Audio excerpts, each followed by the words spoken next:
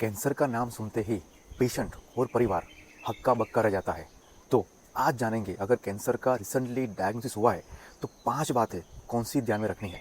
सबसे पहली बात ये है मेंटल स्ट्रेंथनिंग। देखो, अगर कैंसर का निदान हुआ है और ट्रीटमेंट चालू होने वाली है तो स्टार्टिंग में डिनाइल फेज आएगा, ग्रेजुअली बॉडी अडेप्ट करेगा और फिर सबसे बड़ी हिम्मत ये चाहिए आपको कि मेंटल स्टेबिलिटी। अगर मेंटल स्टेबिलिटी नहीं है तो आप दुश्मन के सामने नहीं लड़ सकते, कौन सा भी स्टेज हो, स्टेज 2 या स्टेज 4 हो। लेकिन आपकी जो मानसिकता होनी चाहिए वो फाइटिंग स्पिरिट वाली होनी चाहिए।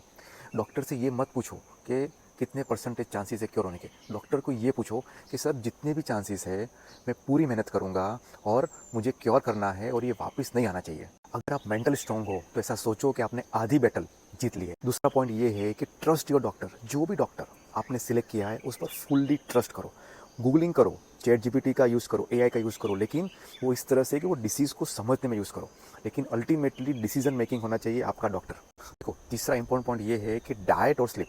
डाइट तो सब फॉलो कर रहे हैं, लेकिन डाइट में ध्यान रखो कि आज मैंने प्रोटीन वाला क्या खाया, कैलोरी रिक्वायरमेंट मेरी कितनी है, मैंने कितना खाया, फाइबर मैंने लिया, विटामिन मिनरल्स मैंने लिए। इस तरह से डाइटिशियन से बात करके डेली डिसिप्लिन को फॉलो करो। और ये छोटी लड़त नहीं है, ये लंबी लड़त है। यानी कि अगर ट्रीटमेंट 6 महीने चलने वाली है, 3 महीने चलने वाली है या तो 1 साल तक चलने वाली है, जो भी आपकी ट्रीटमेंट चालू है उस दौरान वो डाइट को स्ट्रिक्टली फॉलो करो।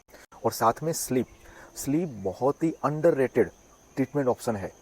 जैसे कि स्लीप के दौरान पूरी हमारी इम्यूनिटी वो बढ़ती है, वो एक इम्यूनो बूस्टर की तरह काम करता है और हीलिंग प्रोसेस में आपको हेल्प करता है। तो स्लीप बहुत इंपॉर्टेंट है और मिनिमम आपको 8 से 10 घंटे की स्लीप लेनी है। चौथा इंपॉर्टेंट पॉइंट ये है कि आपको जो भी कोमोर्बिड कंडीशन है, जैसे कि डायबिटीज़ है, बीपी है, थायराइड है या जो भी डिसीज़ है, उसको भी साथ में कंट्रोल करना है। ऐसा नहीं होगा कि डायबिटीज़ अनकंट्रोल है, बीपी अनकंट्रोल है और आपने कैंसर की थेरेपी ले लिया और सब कुछ ठीक हो गया। ऐसे काम बॉडी नहीं करता है। बॉडी एक हार्मनी में काम करता है। यानी कि अगर बीपी कंट्रोल में है, डायबिटीज़ कंट्रोल में है, कोलेस्ट्रॉल का भी कंट्रोल में है, तो कैंसर भी अच्छी तरह से कंट्रोल होगा।